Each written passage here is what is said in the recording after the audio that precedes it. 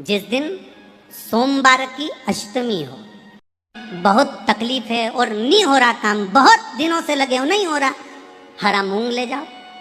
मूंग के दाने तो रहते हैं घर में, केवल 31 मूंग के दाने लेकर जाइए, 31 चावल के दाने लेकर जाइए और 31 ही बेलपत्र लेकर जाइए। जिस दिन सोमवार की अष्टमी हो, कौन से दिन? सोमवार की अष्टमी हो, उस दिन शंकर जी के मंदिर में जाओ, 3 चीज लेकर जाओ, मूंग के दाने, चावल, बेलपत्र। चावल जो 31 लेकर गए हो, अपनी कामना कर कर शंकर जी की देहली पर रख दो, चौखट पर, कहीं पर भी एकांत में उसको रख दिया जाए। मूंग के जो दाने लेकर गए हो 31, वो नंदी के पास में, जो नंदी का पाँव ऊंचा रहता है उस पाँव के पास रख दीजिए।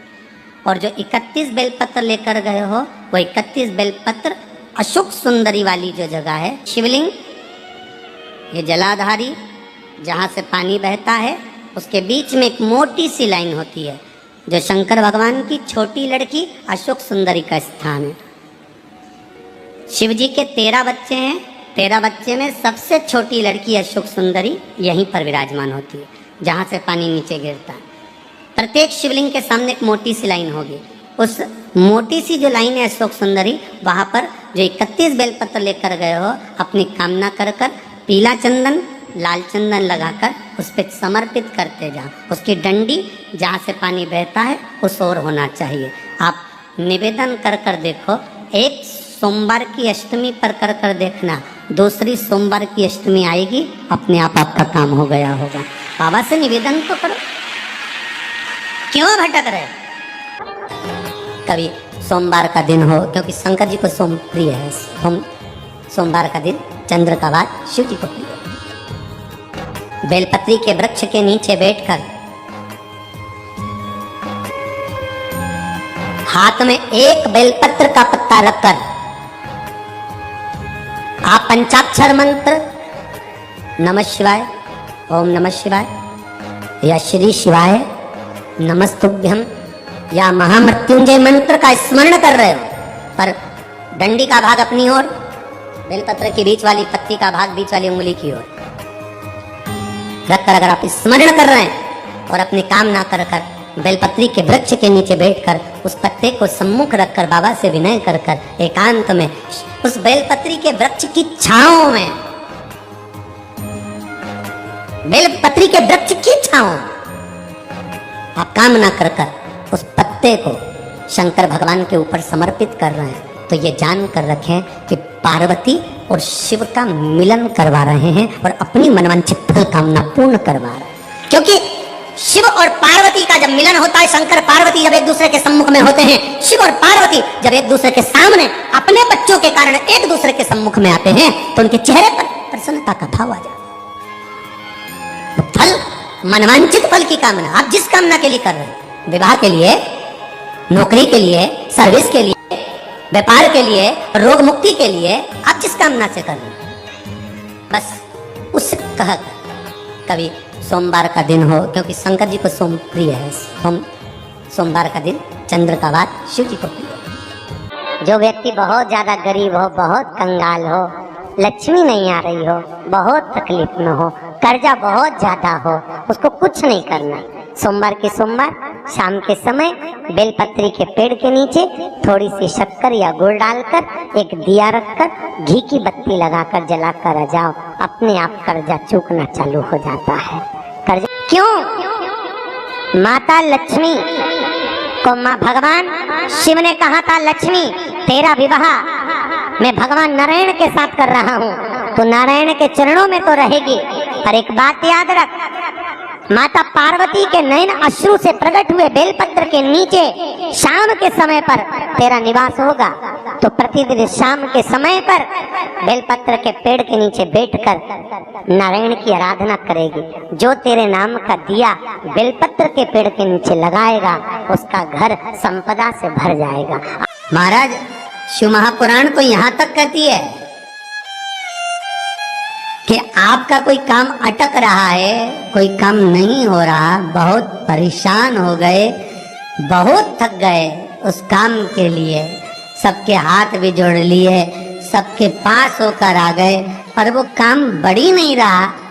तो निवेदन करते हैं, घी के दिए में काली तिल डालकर सोमवार के दिन शंकर जी के मंदिर के सामने तुमरुका जी का नाम लेकर दिया लगाकर जिस काम को तुमने दुनिया के आगे कहकर देख लिया, कर देख लिया, नहीं हुआ, उस कार्य को एक बार दिया लगाकर निवेदन कर फिर जाकर देखना, काम आगे बढ़कर ही रहेगा, छूटेगा नहीं, अग्रणी।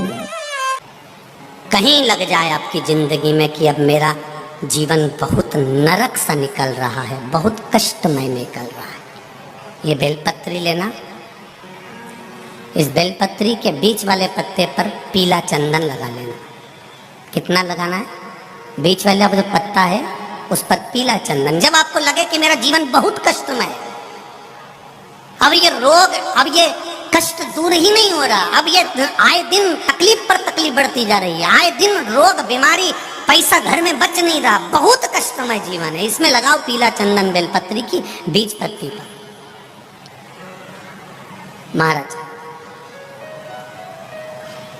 और बीज पत्ती पर जब चंदन लग जाए, लगने के बाद में ये दोनों पत्ती पर लाल चंदन लगा लीजिए। इन दोनों पत्ती के बीच में जो डंडी का भाग होता है, आपको कहा था, आपको स्मरण में होगा शायद, हमने जब बेलपत्री की महत्वता बताई थी तो उस बेलपत्री की महत्वता में कहा था ब्रह्मा विष्णु महेश ये तीन हैं, बोला था। बीच में ये बड़ी पत्ती से लेकर जो दो पत्तियां होती हैं, इनके बीच में जो जगह बचती है, इसमें माँ पार्वती के 64 योगनियां, माँ पार्वती अपनी पूर्ण सिद्धि के साथ में जितनी भी देवी के स्वरूप हैं, वो माता 64 योगनियां देवी के स्वरूप में यहाँ पर विराजमान होती हैं। दो पत्ती के नीचे से जो डंडी होती है नीचे तक, ये पूरी डंडी में 33 कोटि देवी देवताओं विराजमान होते हैं इस पूरी डंडी के अंदर।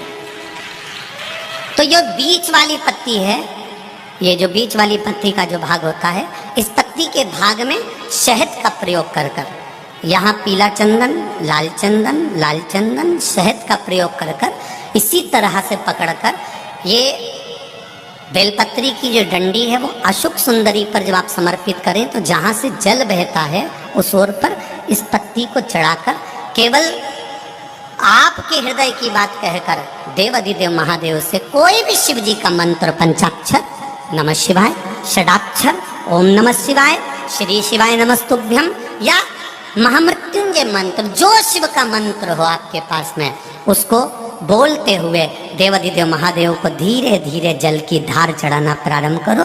जल की धार जब पूर्ण होने लगे, उसमें थोड़ा जल बचे, तब अशुक सुंदरी पर जो तुमने बेलपत्र चढ़ाई है वहाँ उस जलधार को चढ़ाएं। ये प्रयोग आपको केवल सोमवार की अष्टमी पढ़ने पर ही करना है। कौन से दिन करेंगे? जम के बोलिए जरा। सोमवार की अष्टमी पढ़ने पर यह प्रयोग करें और जल चढ़ाकर बाबा से विनती कर उसी बेलपत्र को वापस उठाकर कहीं जलाशय में या किसी पेड़ के नीचे विसर्जन कर दें और एक लोटा जल वहाँ भी चढ़ा दें। बस निवेदन कर आ जाइए, मेरा बाबा 3 माह के अंदर हाथ जरूर पकड़ेगा और आपको दलदल से बाहर निकाल देगा। फिर निवेदन करूंगा, दुनिया में ऐसा कोई समस्या नहीं जिस समस्या का कोई निदान नहीं। हर समस्या का निदान है, पर निदान किसी दूसरे के पास नहीं, निदान केवल मेरे भोले नाथ के पास में है। आपको अगर किसी समस्या का सफल आनंद चाहिए तो शंकर की शरण में जाओ। आपको सीहोर आने की भी जरूरत नहीं है, आपको हमसे मिलने की जरूरत नहीं है, आपको पंडित प्रदीप मिश्रा के पास नहीं आना, आपको किसी बाबा जोगी के पास नहीं जाना, आपको किसी के बेल भभूति लेने नहीं जाना, आपको तो शिव के पास जाना। जो शंकर की वस्तु है उसको स्वीकार करो, बस शंकर की वस्तु को स्वीकारिए।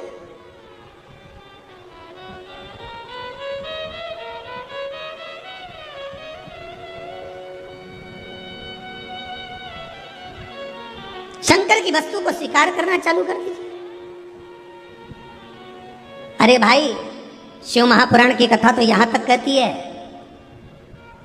यहां तक वर्णन कर रही है, जिस व्यक्ति की नौकरी नहीं लगती, सर्विस नहीं लगती, हर जगह पर अप्लाई कर रहा है, बार बार इंटरव्यू देने जा रहा है, लगातार उसको अगर सफलता प्राप्ति नहीं हो रही है तो धतूरा ढूंढो। धतूरा कहीं बाजार में नहीं मिलेगा, किसी वृक्ष से धतूरा तोड़ लिया, कुछ मत चढ़ा, तू शंकर जी के मंदिर में जाकर तेरा नाम और गोत्र बोल और शिव जी को धतूरा चढ़ाना चालू कर दे और बाबा से विनती कर, धतूरा चढ़ाना चालू कर।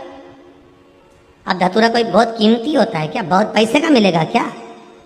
कहीं पे भी मिल जाएगा। धतूरा तोड़ और चढ़ा शंकर जी को। रोज नियम बना ले कि एक धतूरा मैं शंकर जी को चढ़ाऊंगा, प्रतिदिन चढ़ाऊंगा, शिव जी से जाकर निवेदन करूंगा प्रतिदिन। शंकर जी की प्रिय वस्तु में धतूरा, बेलपत्र आदि आदि की तो है, क्या है? चढ़ा रोज एक धतूरा, फिर वही धतूरा जिसके यहाँ तू इंटरव्यू देने जा रहा है उसी के सिर पे चढ़ गया।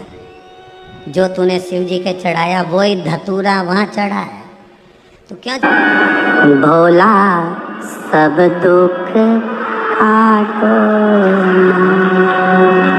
शिव शंकर जपू तेरी माला, भोले बाबा जपू तेरी माला, भोला सब दुख काटो,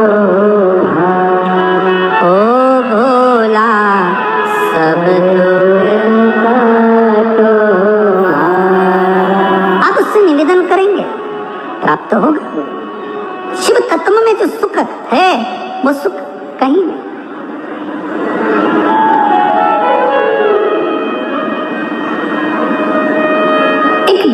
मात्र शिव मंदिर में झाड़ू लगा रही हैं अहिल्याबाई, साधारण सा भाव, केवल एक झाड़ू।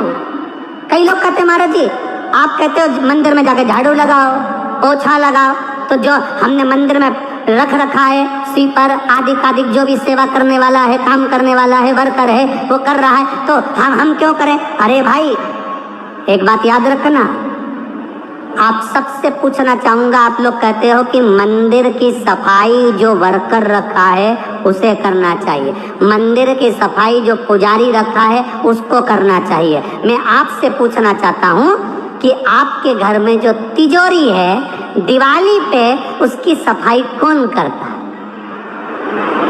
नौकर करता है? अरे बोलते तो जाओ। नौकर करेगा? नहीं। वर्कर करेगा? नहीं। स्वीपर करेगा? नहीं। तिजोरी की सफाई कोई दूसरा नहीं करता,